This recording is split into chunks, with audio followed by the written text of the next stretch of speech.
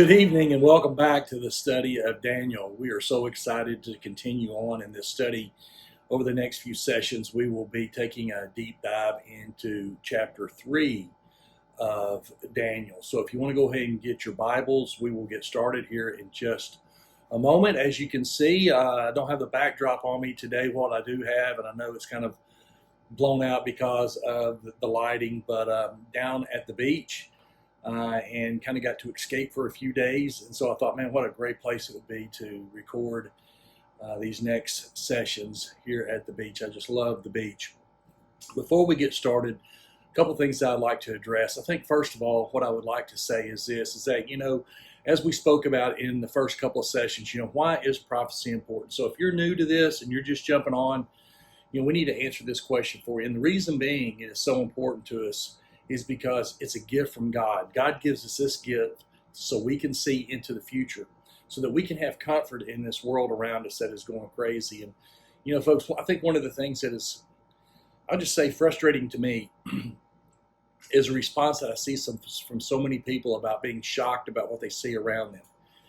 If you study the Bible for very long and you look into Revelation or you look into the book of Daniel, you're going to see that this is part of the plan playing out, that the world is going to be in chaos, that, there's no place within the Bible that it calls for a mass revival prior to the rapture of the church. Now, I always say that, and I always want to say in following with that is that does not mean that we're not supposed to work hard at it, that we're not supposed to try to draw as many people as we possibly can. But for us as Christians, people are watching us. They're looking at our response, and if we are acting panicked, or if we look as if we've been caught off guard, then they have to question whether or not we really believe the things that we're believing. So just know that our hope is found in Jesus Christ, and that his word is true, and that one of the things that the study of Daniel does is it proves to us,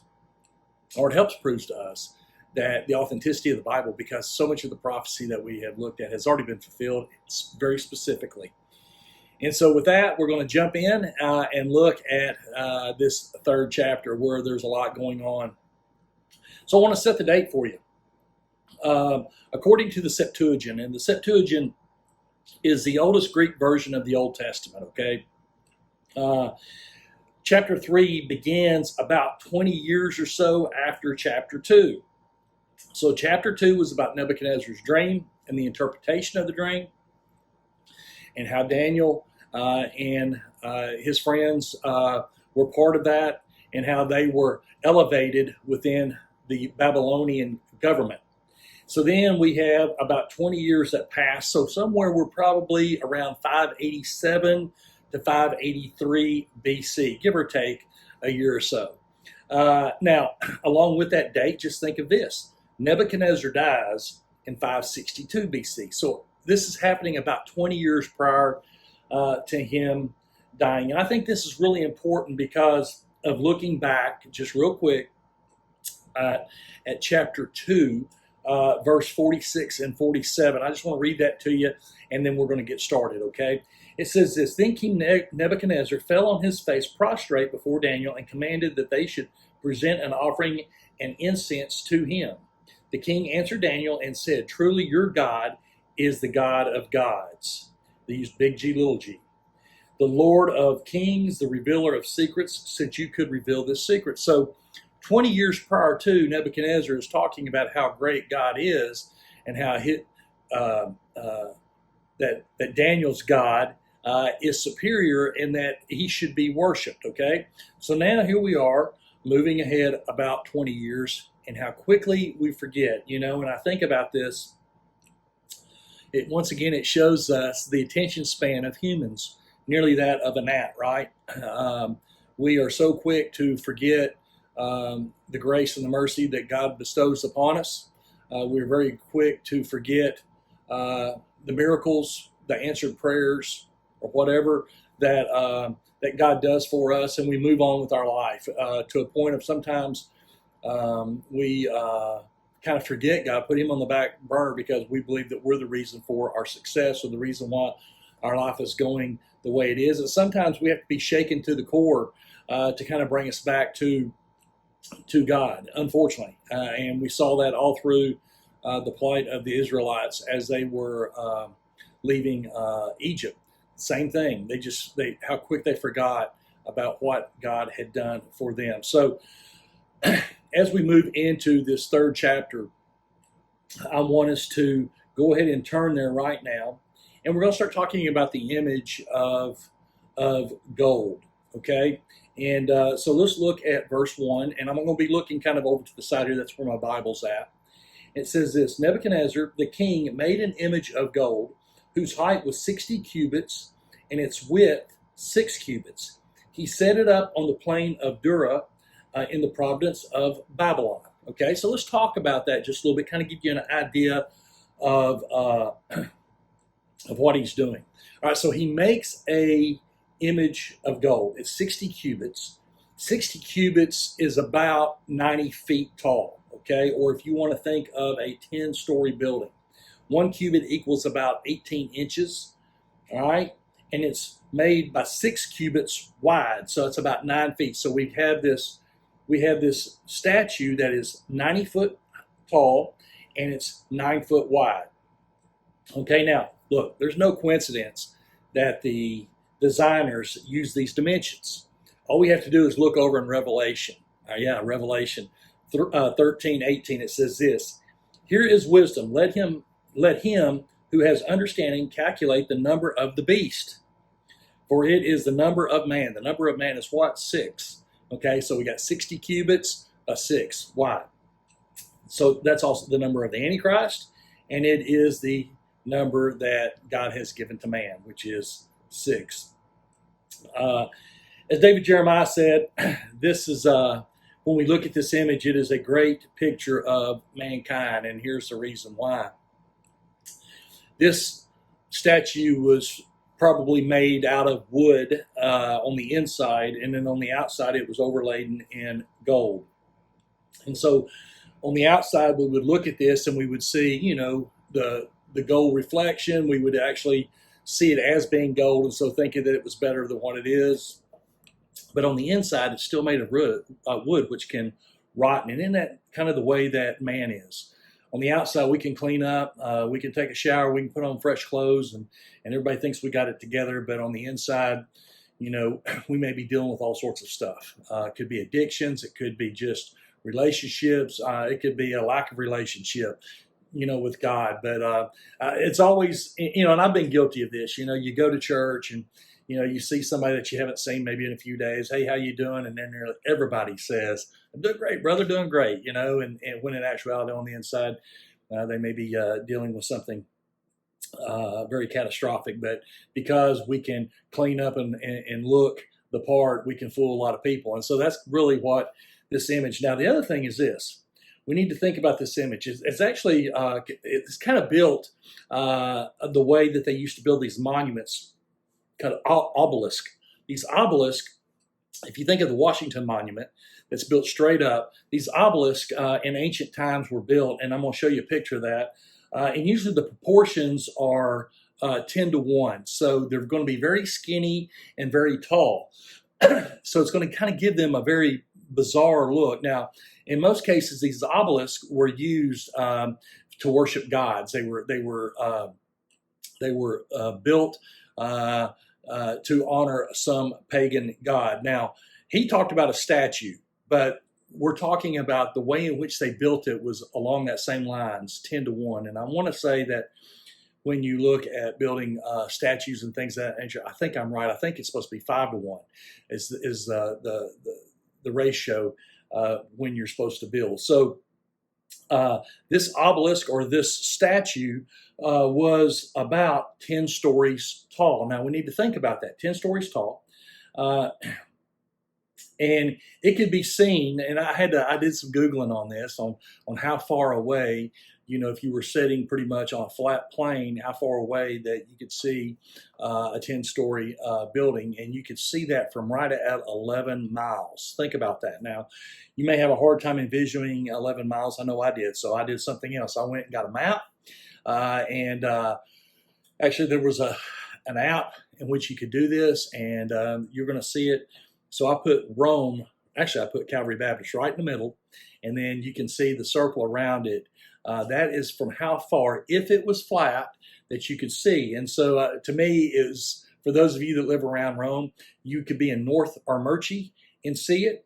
You could be all the way to the east in Kingston and see it, all the way to the west in Coosa and see it, and then down even all the way past Silver Creek and see it. So this is how big this statue is. And, they talked about how grotesque it was just because the proportions were totally wrong. Now, it tells us that it was set up in the plain of Dura. Now, there are some debate where that's at. All right, some claim that it was actually Dura is the plain kind of where Babylon is built, and that it was built within the city walls. When I first read that, I wasn't a big supporter of that until I read further into just how big Babylon really was. And so I'm going to talk about that here in a little bit. Or there's also reference to this plain of Dura, which is just southeast of Babylon. So it really don't matter. I just always try to give you some points of reference when we're talking. So this is right outside of Babylon, which would make sense because Nebuchadnezzar's capital was Babylon. And so, obviously he's probably not going to travel too far for this. I'm sure he wants it around him, this statue, because it's honoring him. Think about that. Back in Daniel 2, we're told, Daniel tells him that, he was the head of gold. And everything that Daniel told him in that dream, he had really no point of reference. He didn't have a point of reference of the Persians or the Greeks or the Romans, really, because they really did not exist per se as a force that he would have to worry about. So, like so many of these types of rulers do, his ego, I'm sure, got after him, and he thought, well, if it's a head, if I'm supposed to be a golden head, then my whole body needs to be gold. So anyhow, if we look at Babylon, I want to kind of give you some reference to Babylon. The Greek historian Herodotus, he wrote about, now Herodotus was kind of considered, a lot of people consider him the father of history. I want to say he was 5 BC or so. And he wrote about Babylon. And he said this, that the walls of Babylon were so thick that you could race chariots around them. The other thing that he said about Babylon was that there was over 200 square miles inside of the walled city. Okay, now that's a lot. And the point of reference they gave is that would be about the size of Chicago. So think about Chicago with a wall all the way around it. That is the size of Babylon. So with that being said, then it does make sense that there could be this plain of Dura could have been inside the walls of the statue because there was enough space. Another writer just spoke of this as well. So, like I said, we're not saying that it's not biblical. So it's not like it's changing theology or anything like that. But I think it's just information that I know that I am very interested in, and so I want to pass that on to you. If you look at verse 2, it said this.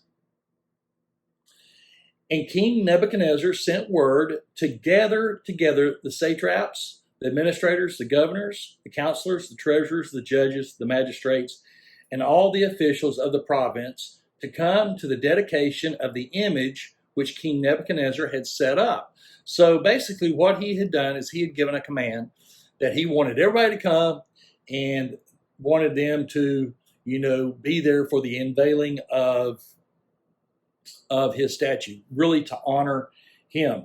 Now, one thing that you're going to find throughout this study of Daniel 3 is there's one person that's missing, and that's Daniel. It is thought that Daniel, because of the position that he held within the Babylonian government, that he was probably sent off on kingdom business, which makes total sense, and he just wasn't there kind of when all this went down. But it's interesting for us to know that Daniel was not there, and so you're not going to hear of Daniel through this chapter 3. Now, in verse 3, I want to go down and read this as well. We're not going to read every verse today, but we're going to read a good bit, okay? So the satraps and the administrators and the governors and the counselors and the treasurers and the judges and the magistrates and all the officials of the province gathered together for the dedication of the image that King Nebuchadnezzar had set up, and they stood before the image that Nebuchadnezzar had set up. Now, one of the questions is, why would he make this image? Well, Nebuchadnezzar was trying to unite his kingdom. Remember, at that point in time, he was the ruler of the known world. He was trying to kind of deify himself. He had gotten to a point to where there was really no other conquering that needed to occur. And so he was wanting to deify himself. He goes back, if you go back in chapter 2, verse 38, he actually talks about this golden head. And I'm sure this kind of went to him. So he thought about, okay, if I'm a golden head, let's go ahead and make it a statue. And this is exactly what the Antichrist will do during his time. He will force people to worship him. And so he tried to, one of the first things he did was, he created this statue. And the second thing he did is he tried to deify himself by telling people to worship who he is. So we're going to stop right there tonight. Just remember that we are going to post every Monday, Tuesday, and Thursday this study of Daniel. And even though it's going on live, and I will hopefully be on each night, if you have any questions, please ask them. Or if there's something that maybe I'm just not very clear on, and folks, look, man, I really would like for this to be very interactive. So feel free to do that. We love you, and we will see you next time.